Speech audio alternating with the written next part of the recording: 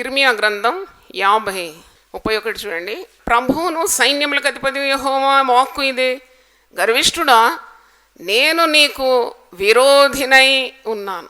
గర్విష్ఠుడా నేను నీకు విరోధినై ఉన్నాను అంటే గర్వము నీ హృదయంలో వచ్చినప్పుడు ఒకరు విరోధి అయిపోతారు. నీకు ఎవరది? దేవుడు.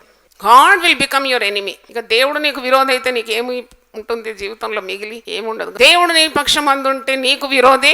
దేవుడు నీ పక్షం అందుండి నీ కార్యాలన్నీ సఫలం చేయాలని, నీ కీడు రాకుండా కాపాడాలి, నేను భద్రంగా ఉంచాలి, నీ మనవులన్నీ వినాలంటే తప్పకుండా నిన్ను నీవు ఏం చేయాలి?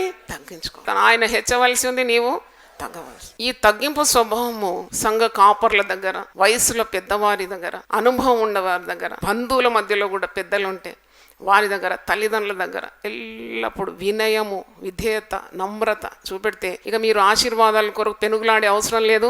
మీ తల మీదకి ఆశీర్వాదాలు వచ్చి పడుతుంది. దేవుని స్తోత్రం. గర్వం ఉంటే ఇప్పుడే తొలగించుకోవాలి. అది మీకేం మేలు చేయదు, కీడే చేస్తుంది.